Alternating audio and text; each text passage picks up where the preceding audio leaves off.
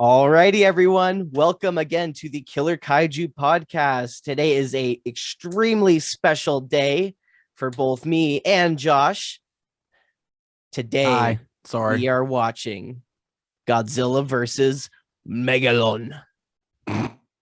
So either people are super stoked for this or they're super dreading it.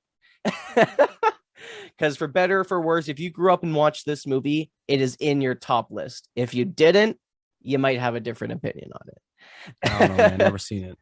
So we're right out of the gate. I just got to say, this is my most nostalgic movie for me in the Godzilla Showa series. I should point out just the Showa series, because this is one of the first Godzilla movies I ever owned on VHS, and I watched the shit out of this movie,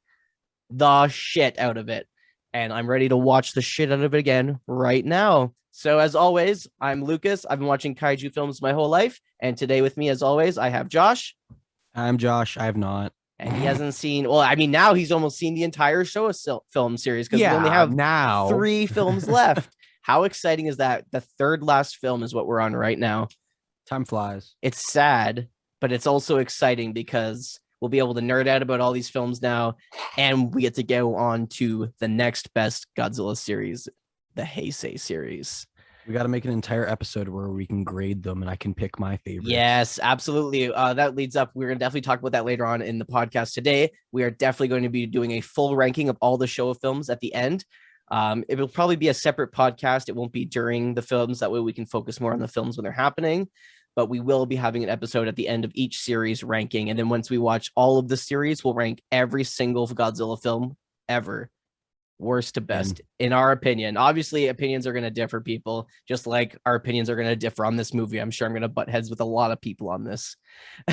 So without further ado, we're going to jump right into this film, and me and Josh are going to have a hell of a time, and we hope you do as well, folks. If this is your first time watching the podcast, should be a little silly to come in for this one, but it is a commentary / podcast, so you can listen to our facts and opinions on the film on your drive to work or just hanging out doing nothing at home. Or if you have the movie, you can definitely, and you are encouraged to watch along with us and use our commentary as your watch along. And we'll have timestamps provided on the YouTube video and I was going to say visual, it's not visual this way, or an audio countdown so you can play along and watch with us. Okay. So without further ado, we will do our countdown and get right on started. So there are 2 versions of this film. There's the original Japanese release, and then there's the American release. And there is quite a bit cut out because there's some questionable scenes in this movie that were cut out for the American release because they didn't think it would do right. There's some nudity that was cut out in the American film, and also a child abduction scene, which was cut out in the American one. Jesus. We are watching the original Japanese film, so it has all of it in all of its glory. That being said, if it doesn't quite line up, you might have to adjust your timestamps a little bit, but it's only a minute off, so you'll still enjoy it and you'll get the gist of it if you have the American cut of this film. Alrighty, folks, let's dive in. So on the count of 3, 2, 1, let's begin. Anus. Whoops, I don't have this. The hell was that? Wrong button. Alrighty, guys. So here we go. Godzilla versus Megalon. So we have a little bit of a long opening here. So this is a perfect example to kind of give us the tone we're going for this movie. So after the last film we watched, which was, Josh, do you remember what film it was? Not anymore. It's all a blur. All I was thinking of was like Friday all the 13th. Blends together. We just watched Friday movies, so it's a little. So the last film we watched was Godzilla versus Gigan. And it was a big movie. That was a good one. I liked that. It had Ghidorah, which is Josh's favorite kaiju so far, and it also was the last time we saw Hiro Nakajima play Godzilla, so it was a really big deal in that part. And Kenpachiro Satsuma, who is going to be our future Godzilla in the Heisei era, played Gigan, which is pretty cool too. He came back to play Gigan as well. So the last film had a old kind of story before they made it into what Godzilla versus Gigan became, where it involved like a crazy brain coming from outer space and becoming a temple monster and all this other stuff. And it had Megalon, this crazy creature design in it as well. And after all that, it was all scrapped to the cutting board, and Megalon was replaced with King Ghidorah so it could bring in more of an audience. And that's kind of where that was coming at. So since they already had Megalon's design and kind of the idea of what he would be, they're like, hey, we'll just throw him in the next film we do, right? They always, if they never get rid of their monsters, if they come up with an idea, they'll just put it on the backboard and get to it when they get to it type deal. So that leads up to this next film, Godzilla versus Megalon. So with this film, surprisingly enough, this is the lowest budgeted Godzilla film, to my knowledge, in the entirety of Godzilla. It had the lowest budget. And because of that, it's a little cheesy, but the reasoning is basically because at this point, film was just not doing well in Japan. TV was where it was at. There was a depression that hit right at this time in Japan. So no one had money to go out and see movies. So TV was where it was at because it was, free once you had it and you could see all this content, and like TV was where it was at. Let's just say it that way. So not only did it have the lowest budget, it had the lowest attendance. It was a rough time for Godzilla. That being said, Toho tried to bring in new fans and bring in some attention by saying, well, we'll hold a contest. Classic Toho. We'll hold a contest, and whoever designs the best character, the best kaiju, will be featured in our next big budget film. So it was actually a kid who designed this character called Red Alone is what it translated to. And you can look up the pictures of him. If you just type in Red Alone on Google, it'll come up. Super badass looking design this guy made. It's really cool looking. He kind of has like this chest dragon-like appearance, and he looks dope. Really cool character design. It was heavily altered for this movie, and what was Red Alone became Jet Jaguar, who is in this movie. And he was heavily altered to look more like Ultraman because Ultraman was popular, the TV series, and they knew like that would maybe drive kids out. So, I mean, the poor kid had this cool design and then totally had it re-changed on him. They kept the color scheme and some of the design similarities, but they pretty much just wanted to make an Ultraman ripoff, but it paid off. So we'll get back to more into the history of the film. Let's talk about what's happening right now. So here we're introduced to our three main protagonists in this movie. So we've got these guys are friends. They don't really ever tell you how the kids related to them. I assume it's like their cousin or their nephew or something, or it could be their son and their partners. You never know, but they never really dive into the explanation. And I want you to know how funny this is. There is absolutely zero female characters in this movie. There's some side extras, but all the protagonists in this were male, which was weird because most of the attendance in movies was children and females. So that's why they usually tried to keep a female character involved in like the main plot always. But why'd they do that? Why did they leave them out? Was there just like no I feel like it was strictly I think it was just strictly budgetary and they didn't want to hire anybody else and they had who they had. Like we'll get more into as more characters get exposed. They reuse a lot of characters in this film throughout other characters who do other things in this movie. It's really, you don't notice it at all though. You wouldn't have known unless I told you. Do you recognize our kid here on his little like raft invention thing he's got going on? I don't know, but I want to ride it. That is Ken from Godzilla versus Hedorah. Is it? It's the same kid. Yep, he's just a little older now. The actor's name is probably better at acting as well, more experience. Hiroyuki Kawase I'm probably butchered his name there, but he's the kid there, and he played Ken in Godzilla versus Hedorah. So he's aged a little bit and grown up. I think it's cool that he's coming back to do another film. He's definitely less annoying in this movie than he was in the other ones. I just want to ride that weird thing that he's riding.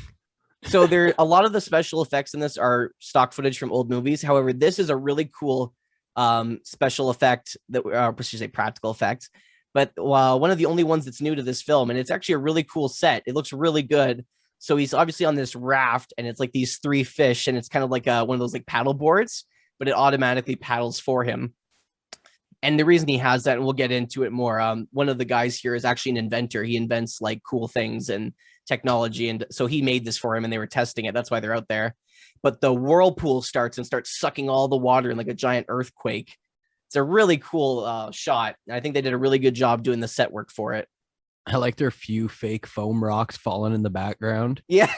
You can see like the foam spots where it's like the rocks broken off from rolling them. Exactly. But you know what? Like I said, this is like the lowest budget, and it's funny because though it was the lowest budgeted Godzilla film, it looks better than most of the early ones. You know what? I'd have to agree. I'd have to agree with like the miniatures, the work that they're doing in the special effects with the rocks. Like that's still foam that someone had to spray and throw down a hill. And don't forget, we're watching this digitally enhanced. You know what I mean? Like we got like a quarter of the pixels we're getting right now in the old version, so you wouldn't have noticed any of that. It just looks like a blurry rock. Oh, and then their invention gets sucked down underneath the water. I love how this movie starts off right with the action too. None of this, like, I love how when Godzilla films do that, they get a nice pace going. This film is far from boring, people. Like, that's the thing. It may be low budget, it may be silly, but it is far from boring. This is one of those Godzilla movies you have to, and I should have told this to everyone at the beginning, just turn your brain off and enjoy it. It's really hard to do that with some movies, but this, trust me, it's a ride of your life if you just turn off all the nitpicky things with the film. Like, obviously, we're going to point them out because this is what we do in a commentary podcast. But it's best to just kind of go with the flow of these things and just accept it for what it is. And it's a silly, over-the-top film. And that's exactly what it is. Even these shots right here are really good. Obviously, see, now they've drained it. It was one massive pool they've had. Like, all of this is probably where all their budget went. Was this scene, and there's a scene halfway through, which I'll point out. And that's probably where all the budget went. For sure. So to go back now that we've had the big entrance happen, we'll go back to what we're talking about Red Alone. So the kid who did the contest designed Red Alone, pitched it to Toho. They loved it. So they changed his design and called him Jet Jaguar, made him more Ultraman. However, Toho had such little faith in that idea for him to be the main protagonist because it was going to be Jet Jaguar versus Megalon. And that was going to be the movie. But when they started, talking about the film and writing up the script, they just didn't have enough faith in the character to be a one-off kaiju film. So they're like, what do we do? Well, let's just throw in Godzilla and Gigan. So we get 4 kaijus technically in this movie. Then we get Godzilla and Jet Jaguar, and then we get Gigan and our new kaiju Megalon. And yes, before we all mention it, Ken Pachiro Satsuma is playing Gigan again. So now we get them driving home and they hear on the radio about the seismological, like the underground nuclear tests and basically that are going on, which is really cool because it's actually kind of an homage. I wouldn't say homage because it's not a good homage to do it. But basically the whole idea of it was basically based off at the time, there was nuclear tests going on in Alaska, or not Alaska. Was it Alaska? I want to make sure because I want to say they're blowing up shit in Alaska unless it's actually true. I forget the place, but the U.S. was conducting underground nuclear experiments, basically like blowing up. It was off a chain of Alaska in 1971. So the whole idea of the underground earthquake being triggered by nuclear experimentation was definitely derived from a real life event, which is what causes the whole problem to start in this movie. Like traditional Godzilla movies do. They like to pick a natural disaster or an actual thing happening and then relate it in a fantasy way to like show the effects of what it does to our world. Love it. Also, this person's house is awesome. It's officially, it's graffitied up with all these cool cartoon drawings and everything. So these guys are obviously inventors. One of them's, it's like the best lineup we've seen so far. Usually we get scientists and stuff like that we were talking about. But like in the last movie, we had the comic book director. So in this one, we get a crazy smart kid, pretty much the apprentice to these guys here. And then we get a smart inventor. And then the one guy is a professional race car driver, which is why he has the nice car. That's a random mix. Right? They're like, they probably were like, whoa, see, off to a start here.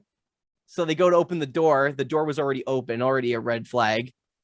And as soon as they come in, they get confronted by these 2 guys and they just get their asses beat. Not from a lack of trying, though. I like how they get just knocked out, though, and they dip. But they're not first, so they're last. Boom, we're already getting kicked up. So we've seen villains. We've seen heroes. We had a fight scene. We had an earthquake happen. God, this movie is great. You're just so into it already. Oh, dude, I'm so excited. Yeah, I literally own this on VHS. This was the first Godzilla movie I physically owned that I could watch at home. I didn't have to go to a friend's house to watch it or wait for it on TV. I could just watch the shit out of it. And did I watch the shit out of this movie? How many times do you think you've watched this? Oh man, in I your know for a entire fact life? when we went to the local video store and I found my first Godzilla movie on VHS, I know for a fact, at least the first year of owning it, I watched it at least twice a day. So 365, let's just say 300 times. So I usually probably watch this movie 600 times in a year. Like I was That's obsessed. ridiculous. Like this movie was my life growing up.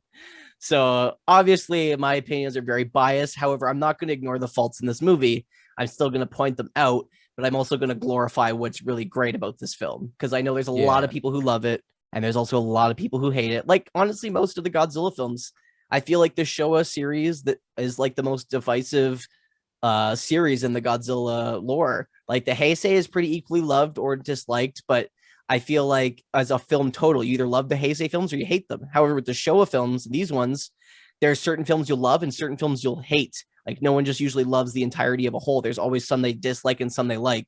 While like the Heisei and Millennium movies, you love them all or you hate them all usually. You know what I mean? Yeah.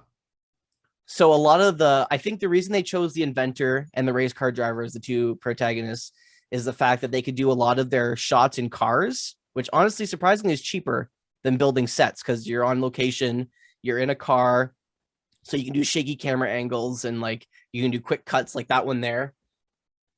So they obviously probably saved a lot of budget doing this. So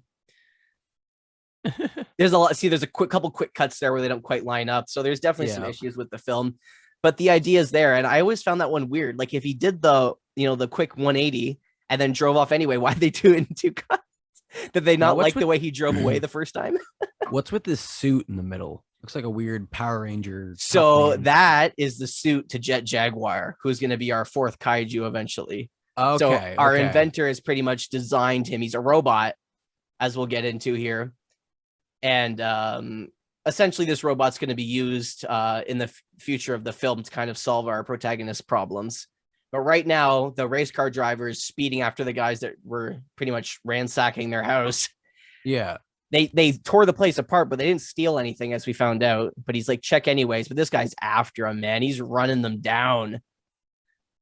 So I like that we get car chases. We don't ever really get a car chase in these movies. This is like our first car chase. We get some good is really cool behind it.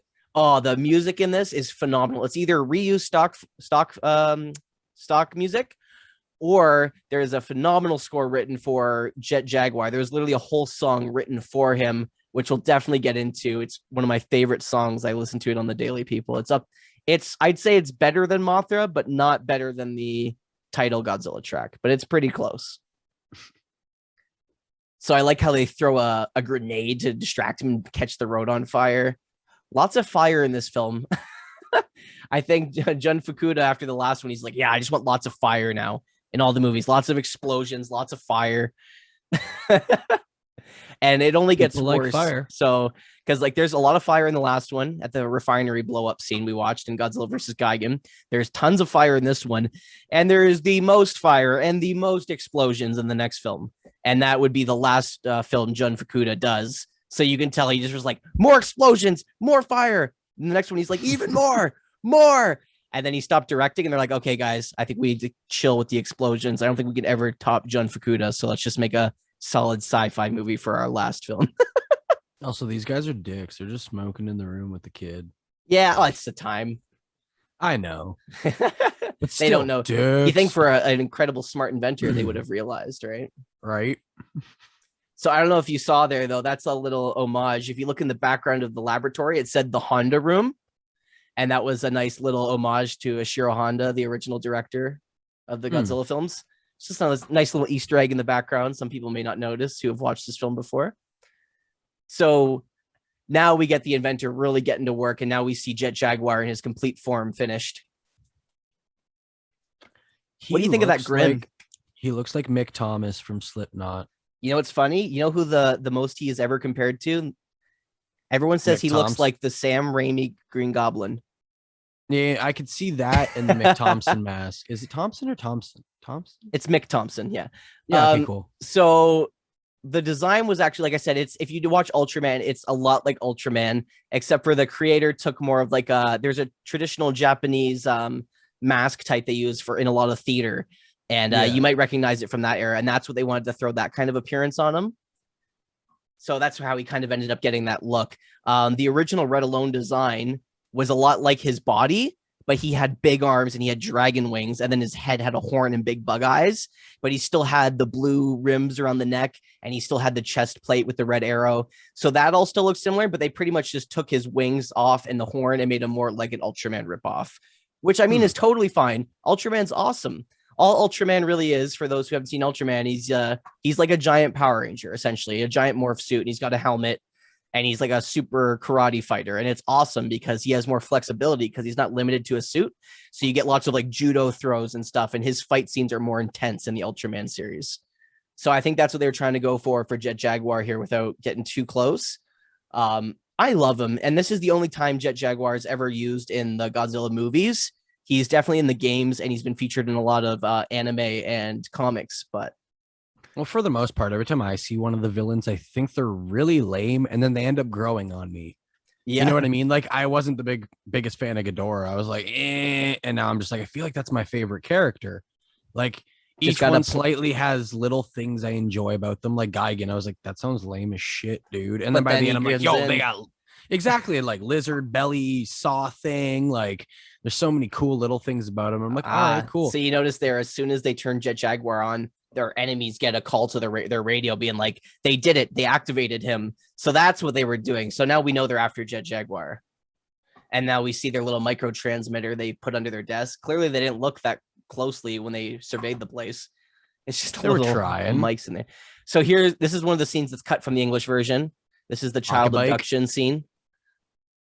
Oof. So for those who don't have this cut, basically all that happens is the guys are driving up on this kid. They pull up, open the door, and he runs into the door. Then they just grab him and shove him into the back seat.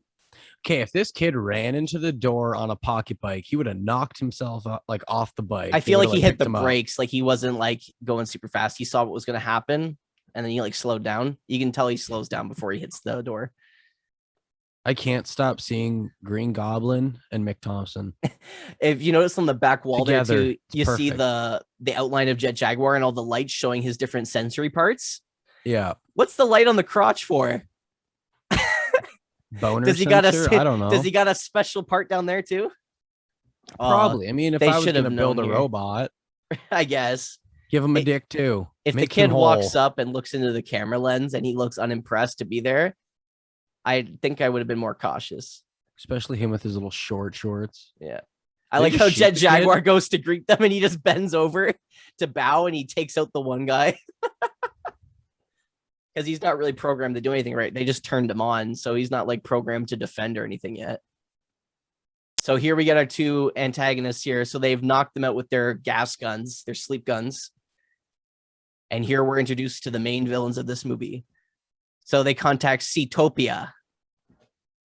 So Seatopia, in my mind, when I watched this, especially as a kid, it was Atlantis to me. That's what makes sense. It was a civilization underground, under the water, you know, that fell long ago, and they've bred underground and lived underground and become their own civilization. That's how I have always seen it. Yeah. And I think that's kind of the idea they were going for without it being too like, you know, this is Atlantis. So ideally the underground explosions and the nuclear tests have pissed them off and they're like, no more. And now they want to attack the surface world. See, our only female characters. By doing dances. Yeah. And they're wearing shower curtains with cone head type hoods. And I just want to say, if they were white, we'd have a lot more of an issue. The choice in hat wear in these movies is very interesting to me. So our actor here, our main bad guy, who we obviously know because he's doing all of he's got the crown and the toga on, our very hairy man here. Literally, this is me and Josh if we were in a Godzilla film. Yep. I'd play him in a heartbeat. So the actor's name is Robert Dunham, and he was in another Toho movie. He was in Dogora, which is another really cool kaiju movie we'll get to after we finish these. We're definitely going to watch it. I think you brought it up in a different episode. I believe so, yeah, the giant space squid thing. Yes. And it's like a jewelry store robbery. It's all right. It's not the best film, but it has really cool special effects. So he was in that. He looks a lot different here because he's got, you know, facial hair and body hair exposed. So he looks a little different. But as you can tell here in his speech, he is tired of the surface dweller shit and he wants them gone. Send all the angry dolphins. So as you can see, because Josh kind of knows what Megalon looks like because we played the Godzilla games. Megalon's head is his headpiece. Yeah. Yeah. I was they all do there. Too. I love it. It's super cheese. Watching the original, I never realized that because the quality was so bad, right? You couldn't really make out what it was. But now I'm like, oh yeah. It would make a really cool face mask. I like how he just stands at the statue. Mouthpiece. Oh yeah. Megalon. Awaken Megalon. Fucking love this movie. So why I was bringing up Robert Dunham is really cool. There's obviously a lot of car chases that are going to happen in this movie. And there's a car chase scene later in the film where there's a really cool motorcycle stunt. And all the motorcycle stunts and some of the driving stunts were actually done by Robert Dunham because he was a stunt man. He would do stunts and he would do acting. He never took any of his movies seriously. So he's just always like, yeah, I'll do this. Yeah, I'll do that. So he actually does multiple things in this movie. Yeah, good for him. Super cool guy. I'd be too much of a pussy. I'm like, I'm not hurting myself. Jeez. This guy's true saint. I wish, honestly, we could have met him. Unfortunately, Robert Dunham passed in August 6, 2001. And he was also in the original Mothra, which we did watch. I forget. Let me look at who he plays in Mothra because I can't. Wait a second, guys. I'm missing so much. He was in. Oh, never mind. He voiced him in the English dub. He did the English dubbing for Son of Godzilla for our Eye Patch Man's character. So he's done a lot of English dubbing because I'm assuming he lived in Japan. He was stationed in Yokohama, Japan, and he did a lot of the English dubs for these movies because he was there or he was acting. So in this movie, he's actually speaking English, and then they've had a Japanese actor or he overdubbed his lines. But him mouthing the words, he's speaking English, I believe, in this one. So is this technically a giant water beetle?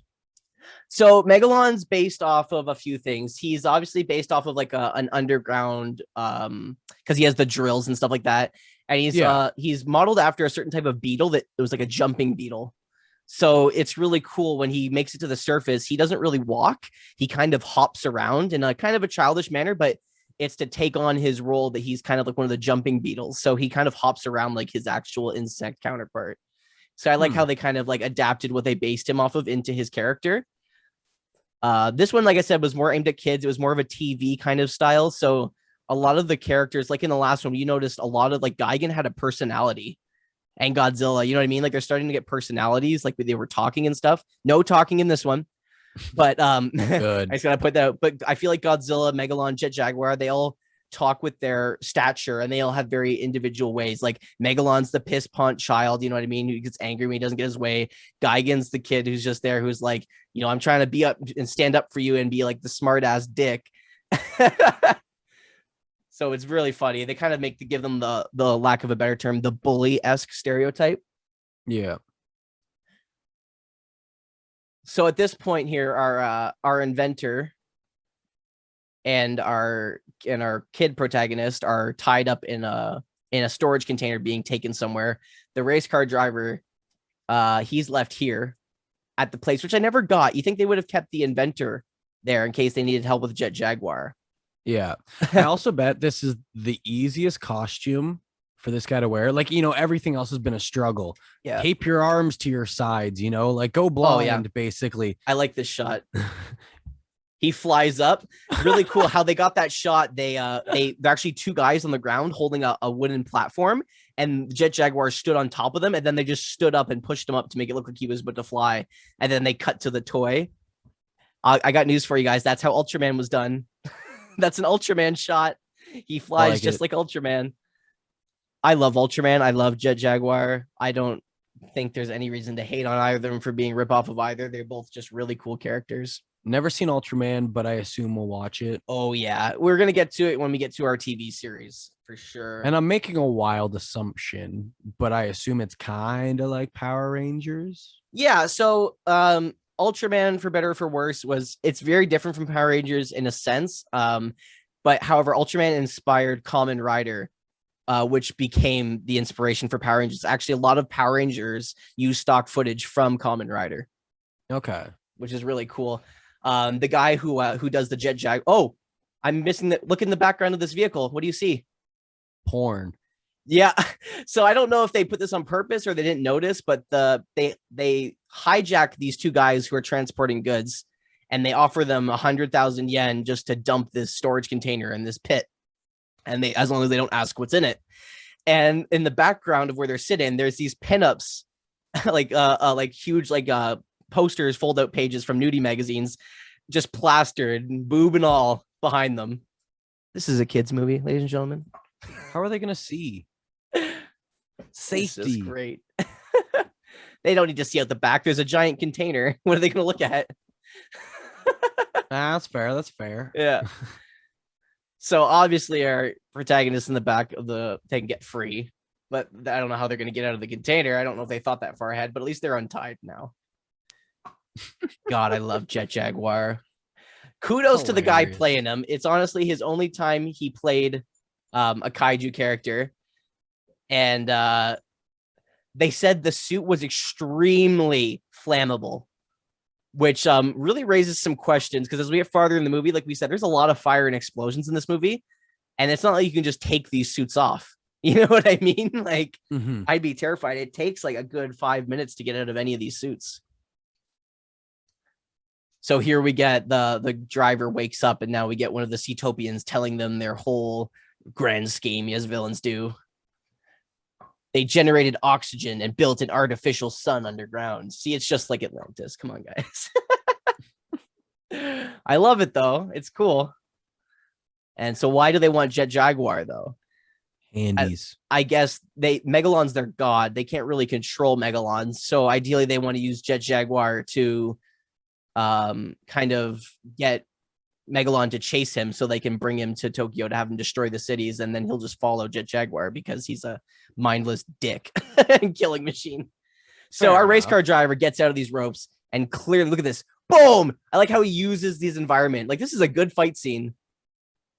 This is probably one of the better fight scenes we've gotten in these movies so far. And obviously he can't shoot off the gun, because obviously if he shot it at that close range, it would gas him too, right? Then they'd both be knocked out.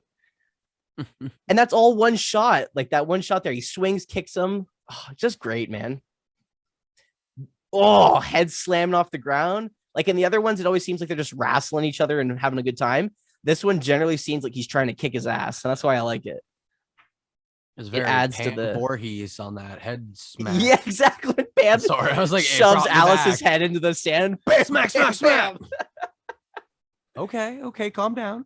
I love this house, though. It's still such a cool house. I like that it's like up, raised off, sitting off the cliff. It's got this cool underhang and a garage. Like, I'd live there in a heartbeat. Yeah, it looks like a little bunker kind of thing. And I like they make him a race car driver so it can explain how many cars he has. So that way, every time he drives, he's in a new car. Though this one's my personal favorite, the yellow. And I feel like the reason they had that is because this is the one that they do all the stunt driving in, mainly. Because they cut off the roof. Yeah. He can get in and out safely. Exactly. He can hop in, hop out. You don't need to open the door. So now our Seatopian's waking up. He's like, oh no, I got my ass kicked. My boss is going to kill me. His ass is super sweaty. There's a sweat line. That or it's just extra patching on that ground. So now he's contacting his other buddy in the truck saying that he escaped. I've had my ass kicked. I need your help. Well, yeah, because you told him your whole plan, dumbass. If you just shut up, you wouldn't know where to find them. So obviously our race car driver doing his super fast driving skills is a lot faster than the guys who are just going to dump the thing in a ravine. So he's going to catch up eventually. But here we get the car chase scene. So this is actually a really good car chase scene. So this driver back here in the red car, there's just so much, like, usually they use a lot of miniatures. Not a lot of miniatures in this scene. And this entire car chase is all like real vehicles. Which I think makes it more impressive. Saving some money too. Absolutely, yeah. Oh, there's Robert Dunham. Our motorcyclist there. Borrow a few cars from some homies. How did he get up? You'll get this back in a month. Yeah. How did he get up from underground so fast? Wasn't he in a toga? Teamwork. I love it. You don't get car chases too often in these movies. So when you get them, you're like, oh, hell yeah. Oh, hell yeah. And like we were talking about, it's actually really cheap to film these. You just get one person driving the car and you sit in the passenger seat. I'm really confused about that, though. You see the one angle where it's looking up at him from under the steering wheel? Yeah. How the hell did they get that shot? Like, cameras were big back then. They would have had to been under his feet by the pedals. Like, that would have been so uncomfortable. These are actually cars driving down these stairs. Like, the motorcycle makes sense, but the cars are just going. Like, look at it. So I really hope they're not getting those cars back, because that's going to have some serious alignment issues. Suspension's going to be fucked. Like, that's awesome. They don't do I those. know what you're getting. Yeah, even in movies these days, they would have just CGI'd that in and had them run down a hill, or like they would have done like even miniature work. But nah, these are actually people just driving down this hill. I'm like, fucking love. Like, look at this. Nah, I'm out. I don't like heights, man. That car would like have I'd be so much shitting chances myself. of flipping over. Look at it. He's going off-roading with a non-off-road vehicle. Cars weren't built for that back then. They all had sore butts and backs the next day. Look at the red car. It almost wipes out there. And then here comes Robert Dunham down on his motorcycle. That's sweet half pipe right there. Yeah. Look, you can really tell if you pause and zoom in there, you can tell it's Robert Dunham. You can see his mustache. And it wouldn't be too much of a stretch just to say he's the leader of the Seatopians on the bike. Because technically he's still a bad guy in this scene. It's like he's playing a good guy all of a sudden. But you see that scene when he ramps over the car? That's awesome. Yeah. Look at that. Look at that. Like how good these effects are. And it's I guaranteed you as a child was fucking losing it. You were like, oh my God. Oh, except for this scene. That's a different guy because it has a close-up of his face. I know for the fact there, and when he gets the paint poured on him, that's a different guy. But it's also an homage, if you remember at the end of All Monsters Attack, when Ichiro, you remember they ask him to honk the guy's horn and he won't do it, but then at the end he does and the paint falls on him. Yep. That's a nice homage to when that happens. So Megalon finally emerges here. I like how his suit has the loose leaves and like the wings are loose, so when he moves, they wiggle around. Yeah. Love it. The Megalon suit's sick as fuck. I love it. It's just great. And I like that with like Jet Jaguar, they use like, car headlights for his eyes. I think it's super creative. And they just give a blue tinge. So yeah, they're obviously using Jet Jaguar to lure Megalon to the big city so he destroys things. Yeah. So watch the way he moves when he gets moving. Watch. He'll literally jump. Oh, wait, no, he's going to fly here. Sorry. It's later when he actually jumps. But whenever he has to like move more than like a foot, he's jumping. Hence why he's always attached to strings. You can tell in some shots because they were lifting him up and pretty much throwing him across the set. Oh, look at more nudie magazines. Same truck, but notice they changed. Like they almost said, oh, no, that one's too revealing. Let's take it down and put up a different one. But you can still see nipple. Who knows? We'd have a boob counter for a Godzilla film. Do we need? This one has had, guys, oh my God. I just realized this film has more boobs than Friday the 13th Part 2 did. What universe are we in right now? It does. We only saw one pair of boobs in Part 2. The one girl. Yeah, that's fair. We've seen 3 pairs of tits so far, and this is a Godzilla film. I am a proud Toho fan right now. See, these are now we get our military miniatures, but this is all stock footage used from other movies. This isn't, So if I can recall so myself, I believe that this is from Destroy All Monsters, and that's military footage reused. Fuck, they should have just used that. That's real military footage. Which I love how they kind of do that as a nice homage to Ishiro Honda, because he loved using real military footage in his movies. And up until in the Heisei series, Godzilla and Mothra Battle for Earth, they were always allowed to, but they didn't like the way the military was portrayed in that movie. So at that moment, that's when the Japanese military was like, no more. We don't like that helicopter angle. Yeah. So at this point, they're being held up at gunpoint. Ah! But they're like, nah, we're going to do the right thing and we're going to own this guy. This guy gets his ass beat. I like this. This is another really cool effect shot. Yeah, throw him out of the Look fucking at truck. So that's obviously a dummy. You can tell by the way he's like wrangling, but that's not. Yeah. Kudos to him for taking the blow. And look at these cool, like, they're just Jeeps, but they're done up. I just love this movie so much. Oh my God. Guys, did I mention that I love this movie? No, I don't remember hearing that. Yeah. Well, just in case, I love this movie. I don't see why. And I feel like this one does the best at hiding the stock footage. They either use old stock footage, or they use stock footage in a way that like it's an explosion or something. So it's not like, like, oh my God, that's obviously this. But where we're coming up to where they're going to go drop this container, or rather, in fact, I should say leave it.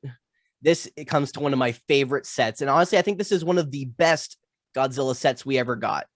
So they film at this dam. This is obviously a real bridge and a real dam. But when it cuts to the miniature version of it, it looks identical. And not only does it look identical, what they do with the set is incredible.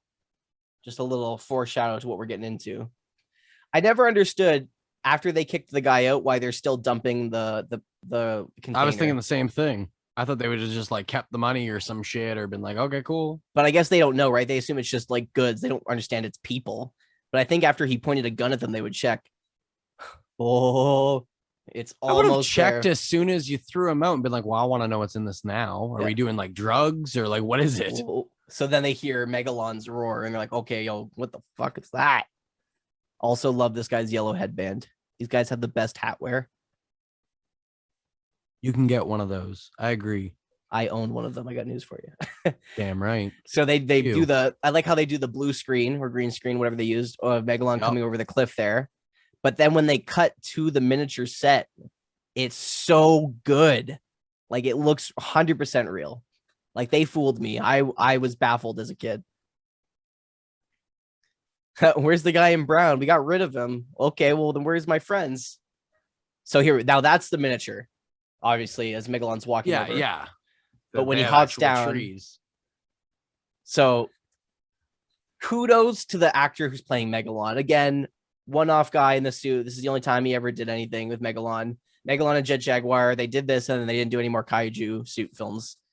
But obviously we have, and even the Godzilla, the actor who's playing Godzilla, one time only. And it's not Ken Pachiro and it's not Nakajima. So Godzilla's a little silly in this one, the way he moves. But so here we get Megalon coming over the dam and he pushes the water down. And this is where we get, look at the miniature. Yeah. It almost looks identical to the real life bridge they're at. So it does such a good job at pairing the two universes because obviously they're separate places together. This is proper filmmaking, people. And on the budget they did, it blows my mind. But I do think they spent all the budget on the opening scene, the car chases, and this set. For sure.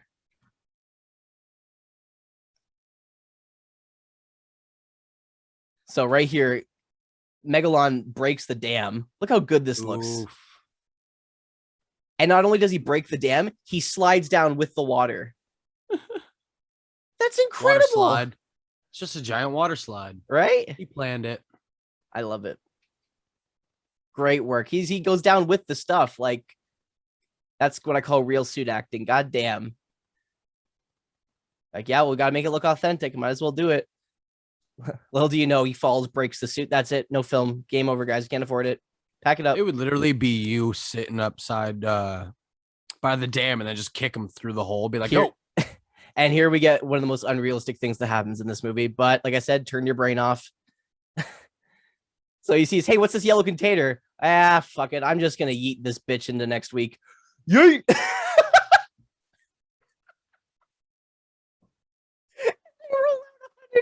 fine. It's not like those are padded. Like they would have been literally, their organs would have been all mushed up. They would have been dead as fuck. Love it. Silly, but love it. It's almost like you can totally excuse that scene for the awesome special effects we just got. And he just karate chops the bridge. I mean, I can. I know you can. Is your brain on? No. Well, oh, it's just awesome. Great scene. And somehow he gets all the way to that container that fast. God damn. Such a great movie. Hey, Lucas. Yeah. How would you feel if I said I have to pee? I'd cut you. I know. I just wanted to bug you. Oh, by the way, this is episode 15, everyone. We didn't say that at the beginning. I thought it was 16. 15 bonus episodes. Okay, cool. I don't know. Fuck, man. I'm lost. Like I said, they've all smushed together at this point. It seems like a giant battle. I mean, all these movies, especially the Showa ones, kind of feel okay. So when up. he is flying above him, is it supposed to be an angle that he's super high, or is he like super tiny? I'd assume he's super tiny. It's probably just a toy, like a little toy model, and then they're filming it on the set made for the kaiju monsters, so he looks like he's, person sized. So is that what he's supposed to be like sized wise? Because I mean, when we played the video game, he isn't super tiny compared to. Oh, well, you just have to wait and see. Sorry, I'm just like in awe, being like, why is he so tiny? How? Which like, is that's why one of the reasons I was worried about playing the game. I didn't want to ruin any of the surprise, but we'll get there. Trust you. Don't worry. It's got a little superpower that makes him big. I feel really bad. So the Godzilla suit actor in this movie. Notice how we haven't seen Godzilla yet. Like soon. Not once, because obviously, like I said, this was supposed to be a Red Alone, aka Jet Jaguar film, and then Godzilla and Gigan were kind of thrown in last minute. So really, we've only seen Megalon and Jet Jaguar, which were supposed to be the only two monsters in this movie. So the Godzilla suit actor in this movie, his name is Shinji Takagi. I'm gonna mess up his name. His name's Shinji. Sorry, guys. Takagi, I think is his last name, and it was his first time playing Godzilla and his last. But I feel bad for him because he had a lot of pressure. I mean, like, this is the first time Nakajima wasn't playing Godzilla. Like, that's a lot to live up to, man. Guy literally made Godzilla who he was. I also love the big electronic satellite guns. They turn into freeze rays when they get to the Heisei era, but those, like, you just know, like, shit hit the fan when those come out. Notice his beam he shoots out of his horn. Whose beam does that look like to you? Ghidorah? It looks exactly like Ghidorah's beam. I was thinking that. That scene is literally from the last film when Ghidorah melts the tanks. So yes, it made is. him have a similar head beam so they could reuse the stock footage of all the destruction and just use the, instead of using the shoot shots, they just use the effect shots and then reshot Megalon like pretending to shoot. And then they use, I mean, it's creative. I think that's the best use of reusing stock footage. I hate it when they just use like, cities being destroyed and set pieces moving and stuff, or like characters. But when it's just explosions, it's a little more forgiving. I'd rather see something like that compared to them literally recycling the entire chunk of the movie. Yeah, like all monsters like attacked. Yeah, so it was like the one movie we watched. It was just Son of Godzilla. Watch this. It was like Son of Godzilla and Ebra, Horror of the Deep. Oh, here we go. Megalon's jumping. Doop-a-doop-a-doo. Because he's a jumping the needle. Actor must have had such a blast playing these characters. Yeah, I feel like they would have had a lot more fun. And especially when I watch Ultraman, I always like say to myself, like, yo, whoever was playing Ultraman is having the time of their life. Because Ultraman literally is like Jet Jaguar, but like imagine still less puffiness. Like it's just a skin tight suit.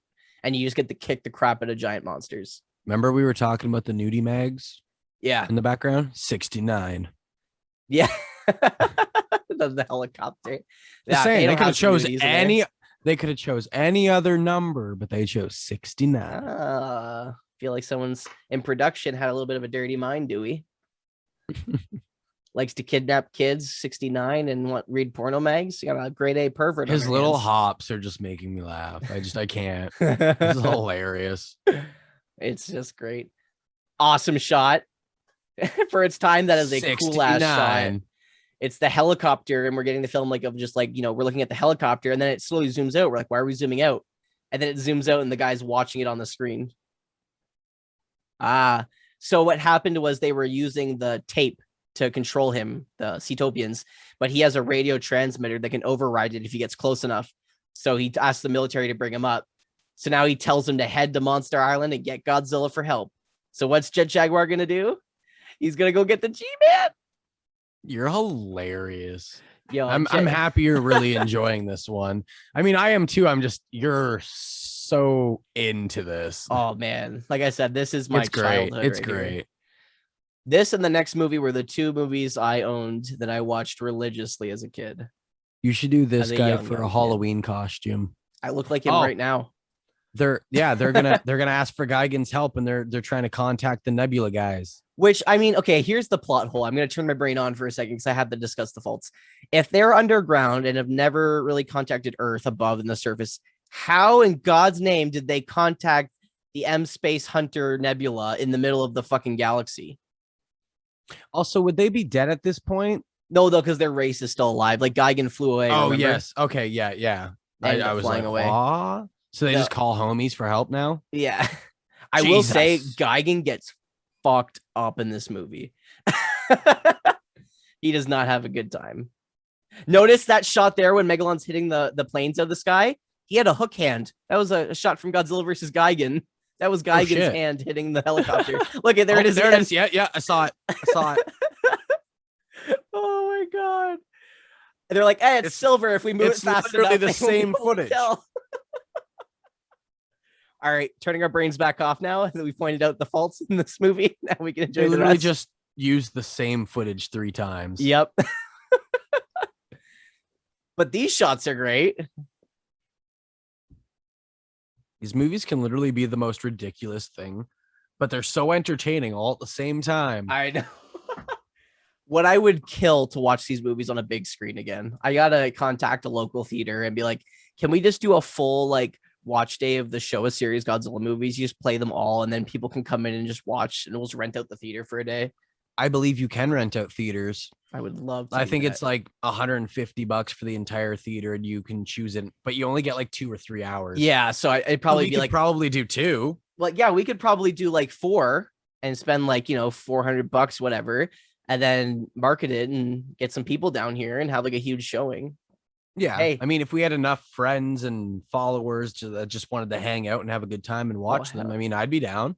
It sounds like a blast. So I love to the inventor. I know he invented Jet Jaguar, but he's got to have some kind of other play in the movie. So on their way back to the place to take their home back, they stop at a model plane store because they're going to use it as a diversion, I guess, in some way. But I got to say, I bet you any money all these planes they grab and they're hanging up there were the ones they used for the actual miniatures in this movie. Sorry, I'm watching Godzilla be like, yo, I fucking hear something. So, new Godzilla suit here. He's given more of a brow. I find, you know what he looks like in this movie? He looks like a boxer. Like a little bit. Like not a dog boxer, but like he just looks like he should have like gloves like on. Yeah, he's got that brow. I come in peace. Literally. Please don't eat me or squash me or. And Godzilla's like, yes, indeed. Friend. Okay. This way, he's like, yo, Godzilla, they're fucking up your world. They're doing bad things. Time to go do your thing, bro. And he's like, I got it. I'm on my way. Let's do this. I don't mind this Godzilla suit. For better or for worse, it's pretty cool. It's used in the next one as well. It's pretty dope design. I don't mind it. It's definitely not my favorite, but it's not the worst. But that's a different Godzilla suit. And that's the cannonball from that move from Ebra Horror of the Deep, I believe. No, it's Destroy All Monsters. I think that shot is from. But that's another stock footage reused there. Obviously, because the suit is totally different. And all these destruction shots are from Ghidorah, the 3-headed monster. Hence why you get the beam destroying the buildings. So that's where we get Megalon's his other power. So he has his head beam, and then he also shoots little explosive, I like to call them turds. Like to think that's his poop. He shoots it out of his mouth and they blow up into flames. Turd bombs. All of this, luckily it was used long enough. Like that's Ghidorah, the 3-headed monster. That's going back to like, the 60s. So like that's footage from a long time ago. So like people wouldn't have caught it. Didn't they reuse that in the other movie as well? Yes, they did. Yeah, okay, cool. So like this is now the 3rd time reusing footage? I think it might even be the 4th. Joyous world. But it's Megalon doing the damage, so you can almost displace it a little bit. And at least it's using like a similar head beam effect, so it almost like gaps the two together a little better. But to keen eye viewers, people who've just watched them, us, it's a little okay.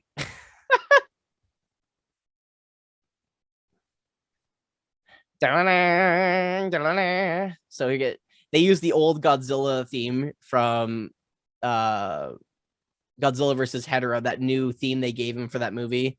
I don't understand why they used that theme. They could have used the Ifukube track, but I guess like they were trying to make this one again kid friendly and more like a TV style because that's what was popular. I get it. But I just think that the Ifukube tracks would have been a lot better used in this movie.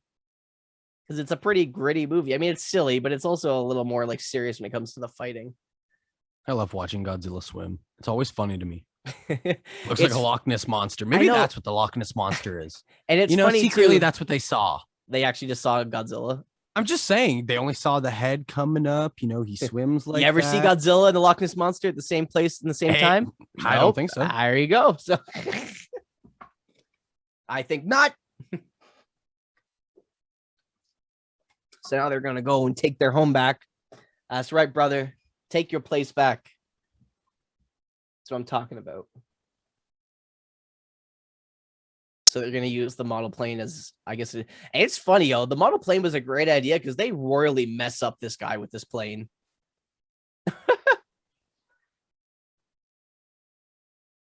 Watch this. So they break the camera. He sees the camera go. He's like, what the hell? So he's like, okay, I know there's something. And he goes out and he just gets rammed in the face. I'm pretty sure he bleeds too. There's blood in this movie. There's blood. I like this house. There's blood. I would love to live here. Oh, yeah. Look at his face. Jesus. It's so gushed, man. How much? A whole bottle of ketchup, you think? Yeah. Just squeeze it through your fingers.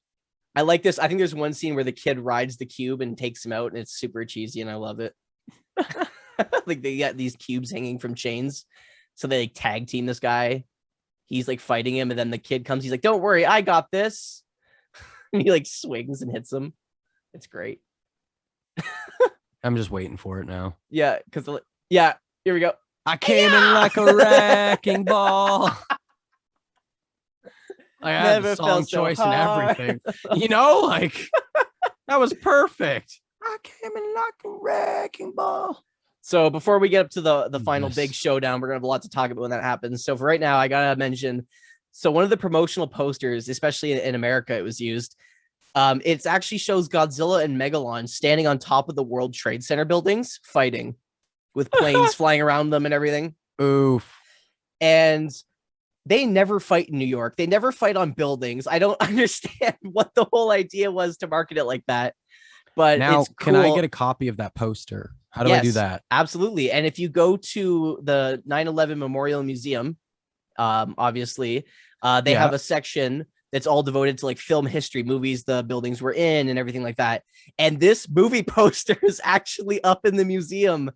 That's amazing. I've checked out the website. I've just never seen that part of it. I've just been like, oh, cool. One day I'll go in the memorial. There. Yeah. Pay and tribute, it's funny because at all the movies, this movie, they don't even go there, but like that's up in the museum. I love it. Oh, this guy gets crushed by the rock. I mean, it's great marketing on them, right? Because it's a beloved, like people really liked the towers. They love, Kong was popular in America, and Kong was all on top of the Empire State Building and doing that. So they're like, well, we got two monsters. We can have two Empire State Buildings. Let's just put them on top of the World Trade Center, kicking the shit out of each other. Yeah. And then never do that in the movie. As like a fan-made poster or something along those lines, I would buy that. Notice how this is the exact same intro from Godzilla versus Gigan. Yep. I was just thinking it. So here comes Gigan. Here he comes. So now we get Gigan, Megalon, and Godzilla and Jet Jaguar. This is a tag team matchup. Let's go. What? No Ghidorah forming before him? No, bullshit. Ghidorah's pussy. That was Ghidorah's last appearance. Was the last one. That suit was so haggard in that movie. They were like, no, we can't afford to do it. Now I'm sad. Do you remember in the last one they took daytime footage and darkened it to make it look with the like filters? So in this shot, this fight takes place in the daytime. So they took the explosion scenes from the last one and they lightened them up. I can't with these people sometimes, man. Oh, all right. God. This is literally better, though. All right, I got a good idea. And you know what we did last movie? We'll do the opposite this movie, and it's gonna work perfect. And if we just got you crowd Megalon in smoke and everything, it'll still look like it's daytime, kind of, but the smoke is covering up the nighttime effect. I mean, they're not wrong. Damn. It still looks not terrible. It looks better in this one using the lightened up dark footage than in the last one when they darkened the lightened footage. And in this spot, it's like evening time. So the sun's starting to go down. So they're like, see, we're not that cheap. So Jet Jaguar is back now. And now he asks him if he's found Godzilla. He already knows. He didn't even need to ask him. So at this point, is hilarious. They're like, how is Jet Jaguar doing this? He flew off on his own, and this is the best excuse ever. Look what he says. Ready for this? Because he's not listening. He's just moving and acting upon his own will. That's terrifying. This is Skynet, people. Computer intelligence has become sentient and making its own decisions. This is like Apple Home. Yeah, right? Oh, it's terrifying, bro. Something must have stimulated his brain and given him a will of his own. So now Jet Jaguar thinks and acts upon his own will. Yeah. That's terrifying. Yeah. Luckily, he's on the good side. Because that's terrifying. That's like that's like a horror movie setup. You know, when you build a robot and it starts thinking for itself, and it's iRobot. It's literally iRobot. He's just trying to come steal your girl. Yeah. Yo, with that outfit, 100% chance of stealing your girl. Look at that. Look at those abs. Look at those legs. Don't even get me started on the thighs. So you remember when you were like, how come Jet Jaguar is so small? Why isn't he big? Well, I mean, he's got that small PP energy, big PP energy. If he can make up his own mind, if he can make up his own mind and do his own stuff, he can give himself his own superpowers. So he's self-programmed himself to grow in size. So, like, just because it's a nod to you, and I already said it, Shazam! I need to make you hear me, Shazam! I heard you.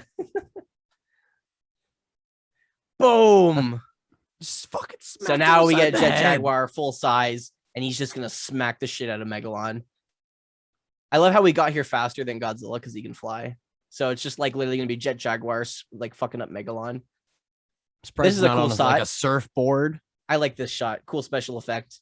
He gets stuck in the rocks, so he drills and rips them apart. Cool. It's almost when you get a guy in handcuffs. Just wanted to marry him.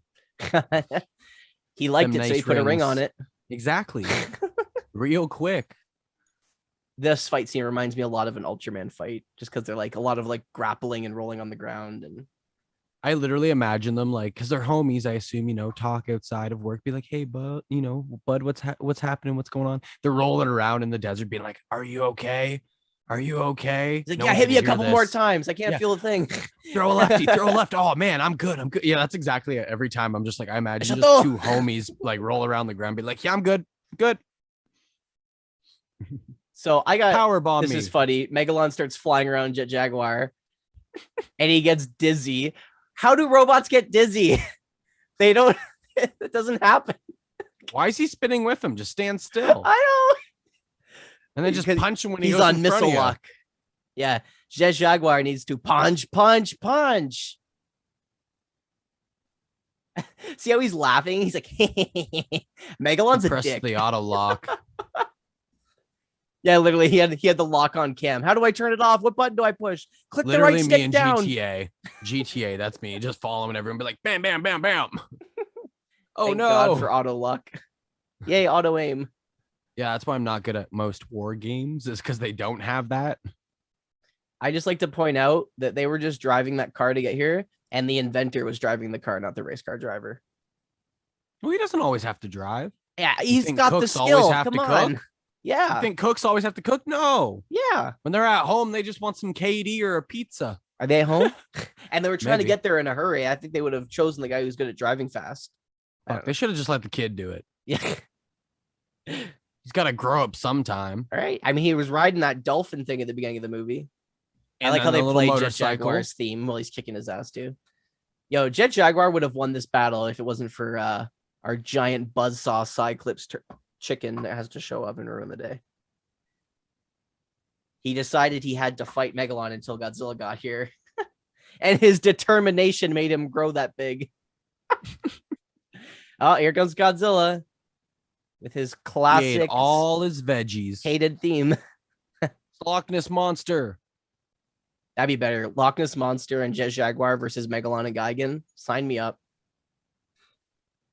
I'm down for either. This scene, that scene right there is what people saw. This, you know what?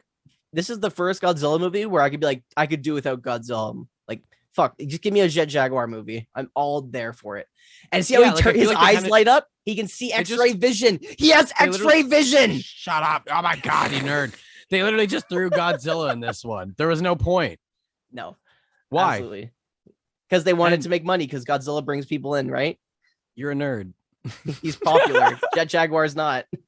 He's just some new character no one's heard of. So they had to bring in an audience somehow. Yeah, I guess. I don't know. I just feel like he's kind of thrown in there. I love how he can. And now Jet Jaguar is just like, I'm gonna get taken from behind. I'm gonna get drilled. He's gonna get drilled, all right. Oh yeah, see, he's ready to sit on it. Grabbing the tip. Sam Raimi, Green Goblin's grabbing the tip. I like how they're just cheering him on like a boxing match. See, this is where it doesn't go so well for Jet Jaguar though, because Gigan shows up and Godzilla still isn't here. So our hero here is not gonna have the best time now.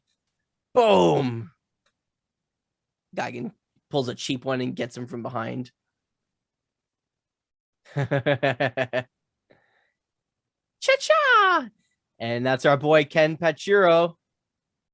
Pew, pew, pew. Our future Godzilla. Beating the crap out of Godzilla again. Yo, Gigan gets muffed up in this fight, though.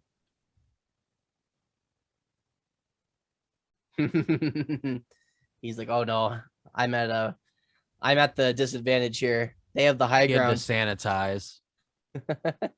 They all just have to sanitize. Like how they slowly close in on him too. Dicks. You're dead now. Dead meat, Jet Jaguar.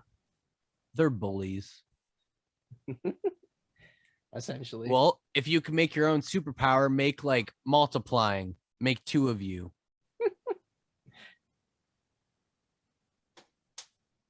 Logic. So really funny, a little funny fact I learned today when doing some research on this movie.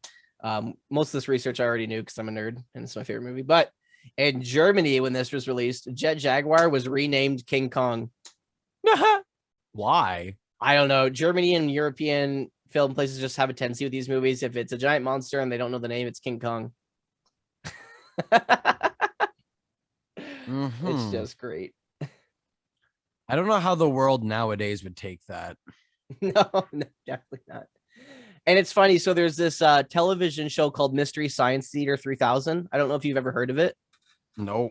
But they pretty much go on and make fun of old movies and like pick them apart and rip them to pieces.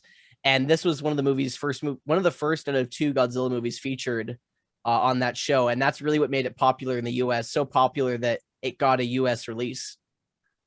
So I thought that was really cool. I like here they're just playing catch with Jet Jaguar. They were literally knocking him back and forth like a fucking tennis ball. I like how Godzilla has like a spring in his step in this one. Like he kind of pops. He's happy to be there. He's just like, yeah. He's getting pumped, yo. Swimming. He's got some like mad beats playing in his headphone there. And he's just like, yeah, I'm getting pumped, yo. Ready to wreck some house.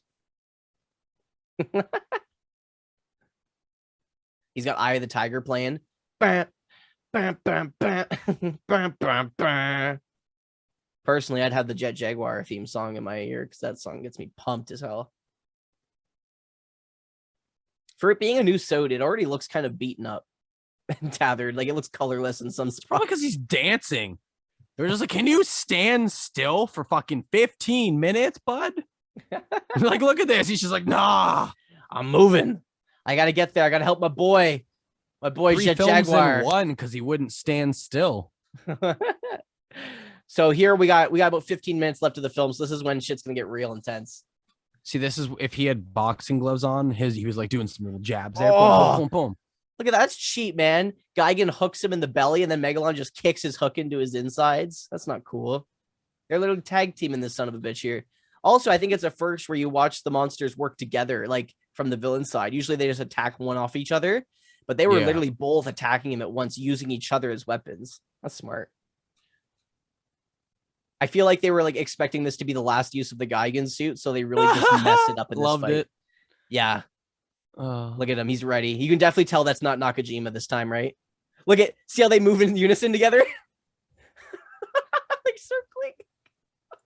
This is one of my favorite fight scenes in all of the Showa series. I don't know why that's in my head right now, but I was just like, just the dip, dive, duck, dodge, duck, dip, dive, and dodge. If you can dodge a wrench, you can dodge. He's like, thank you, Godzilla-san, and he shakes his hand. Godzilla's like, what the fuck? He's like, I'm just here to wreck house. He's like, I fought you before. I'll kick your ass. What are you, beetle thing? I'll kick your ass too. Godzilla wrecks in this fight, man. Boom.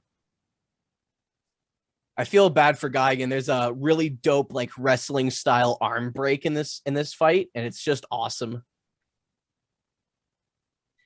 And as we get to it, there's a drop-tastic kick that happens later in this fight as well. That's what I'm looking forward to. That's a meme right there. Probably the most used Godzilla meme of all time. Like, definitely over Godzilla flying, the Godzilla dance, the King Kong versus Godzilla tree. This is officially the best meme. And probably one of the last memes that gets used in these movies. Look at, he uses the tree like in King Kong versus Godzilla. But Megalon didn't have a mouth to shove it in. Oof. There's no face fucking spider in this one. Nope. He's like, I think I've passed my number of F words. Yeah. This episode. He literally just showed up and wrecked both of them. He didn't even need Jet Jaguar. Like, get up. He's like, what? That's it, bitch. Exactly. I prepared for this. There's just Jet Jaguar being like, yeah, bitch. Oh, but Gigan's alive. It was all a ruse. Boom. This is awesome. So he shoots the grenade. Jet Jaguar's like, no, you didn't. Whoop. He throws it back. Yay. So Megalon shoots, for those who aren't watching, that's a reused. Oh, that was a good one, though. I still love when he bleeds. Yeah. So Megalon shoots one of his fire grenades at Godzilla while he's down, and all of a sudden Jet Jaguar runs in like army style, and he's like, no, you don't, grabs it, whips it back at him, like when you throw back a grenade in Call of Duty. Awesome. Now, are these films supposed to be like in a time, like, you know, one after another, every like 5 years? You know what I mean? Every year a Godzilla movie came out almost. Story-wise. Oh, yeah, they're all in continuity. Yeah. Okay, because like they left out how he would have like had a damaged eye. Well, he hasn't used the beam. He still hasn't used his beam. But in that other movie, Godzilla got his eye fucked up, right? Oh, yeah. But so it's more brought up in the Heisei series. Godzilla, his G cells are regenerative, so Godzilla can self-heal. Okay, because that's where I was like, wouldn't he still have that in the next film, right? Like, say if the one dude cut off his hand, is he gonna be handless in the next movie? No, that's kind of where I was like, oh, okay. Also, I like that he kicked him in the ass. He flew into Godzilla. Godzilla kind of hugged him and then like smacked him on the ground. I like Godzilla gets on him, starts throwing hands. Boom! He beat the shit out of that Cyclops chicken. At this point, Gigan would have been smart to leave, but he stays, and that's what causes him the trouble. Yeah, go team. We did it. He's like, you take the Cyclops chicken, I'll grab the Beetle Boy. This is like a buddy cop movie, Godzilla style. God, this movie's great. While we're on the topic of how great it is, considering last reviews, what do you think the Rotten Tomato score is for this movie? 20? I don't know, man. That's pretty low, and it's pretty close.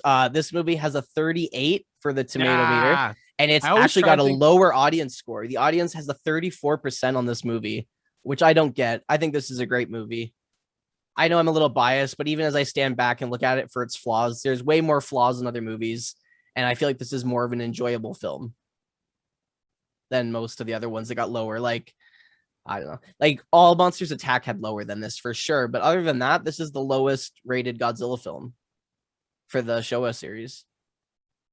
And I think this movie's above, like, you know, the sea monster, and I think this is above the smog monster, like Godzilla versus Hedorah. I think it's above those movies, and especially Raids Again. Well, thus far, every time you've asked me, I've gotten completely wrong. You know, like I'm nowhere even fucking close. So that's where I was like, I'm gonna guess maybe a little different than I normally would, and see if I'm close. So here he's about to choke out Jaguar, and Godzilla's like, "Nuh-uh, buddy. Boom! Just atomic. It's almost like that moment when, like you got a hostage and the guy goes to shoot, but he shoots just past the person's head and gets the guy behind him. Yeah. See all these fire explosions that are happening? Night, I mind you, the Jet Jaguar suit is extremely flammable. I was just about to say that, but that's probably why Godzilla's wrapped around him. Be like, and you Godzilla's gotta hug on this fire. Man tight. Yeah. He's Godzilla's like, you gotta fire. hug this man. Save him. Keep him he safe. Will die.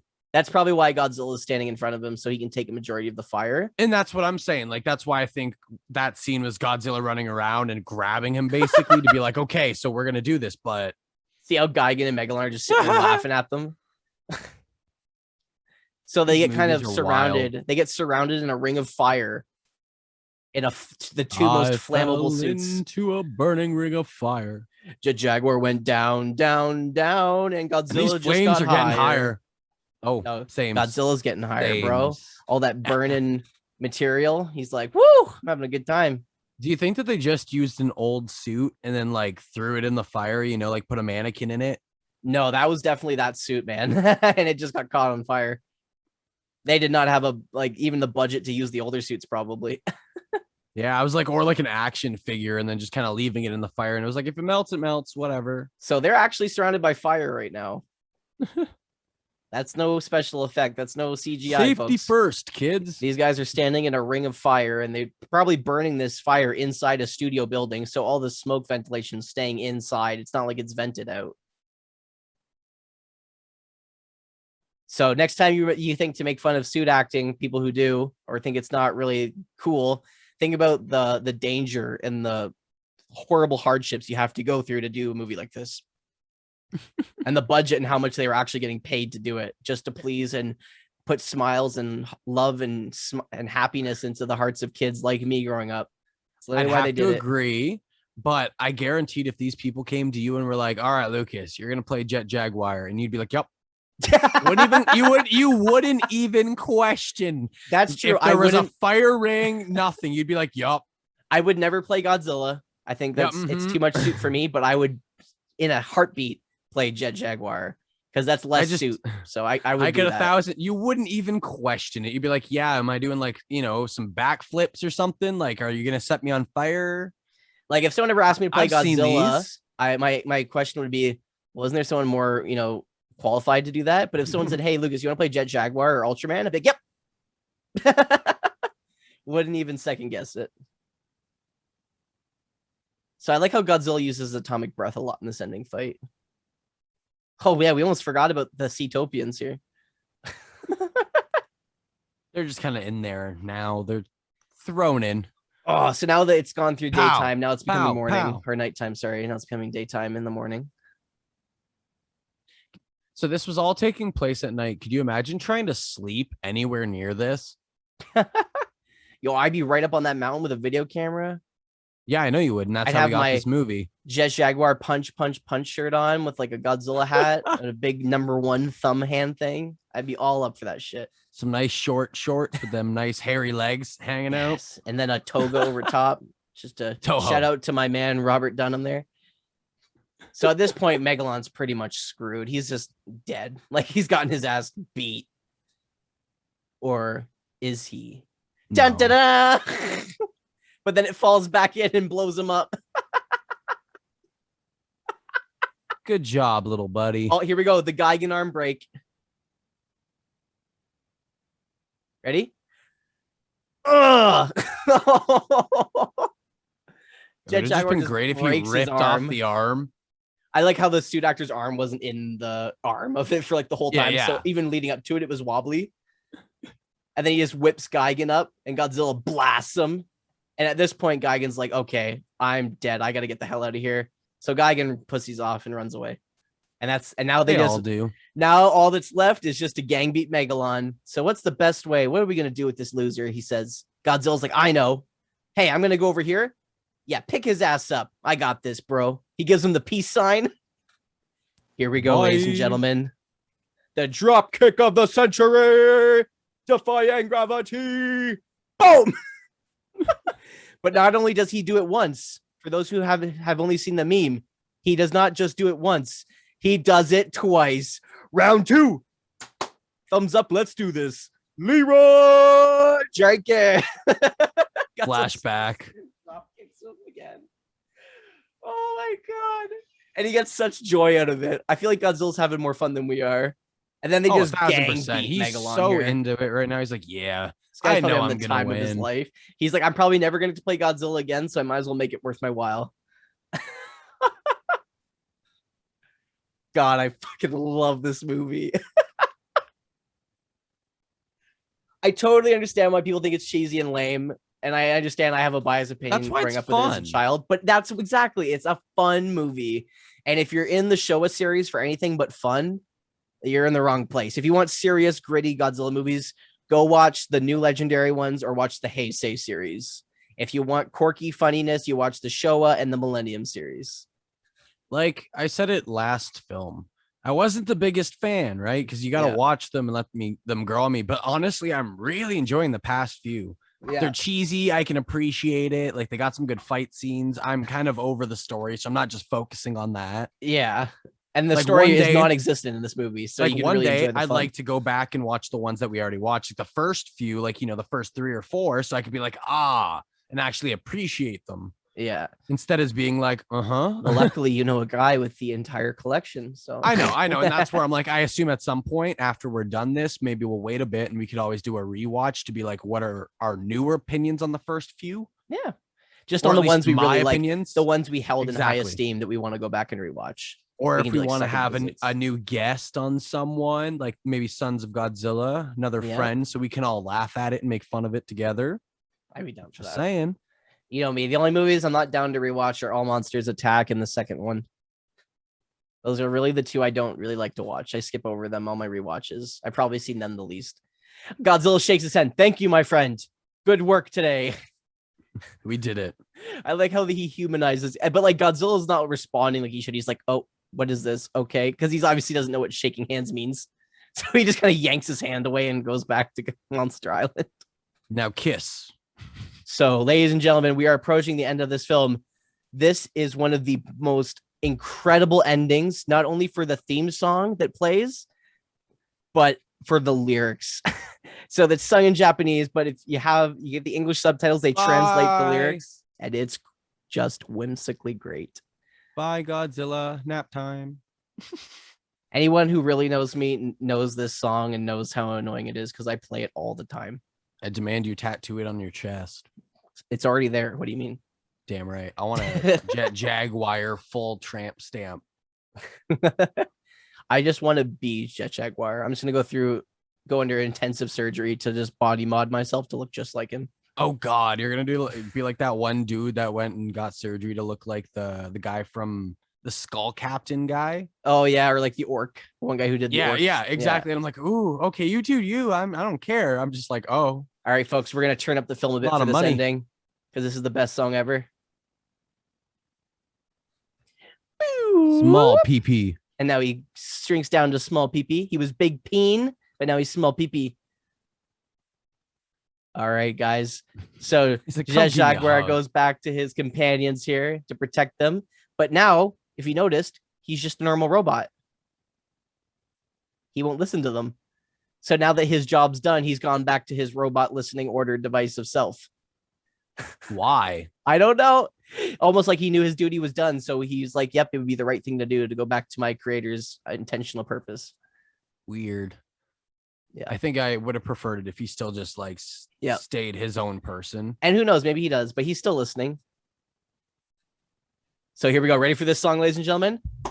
So this song is done by Masato Shimon, and he's done music for Kamen Rider, which is like the Power Rangers stuff. Home. And he's done music for the new Ultra 7 stuff. And of course, he's done the Jet Jaguar theme song.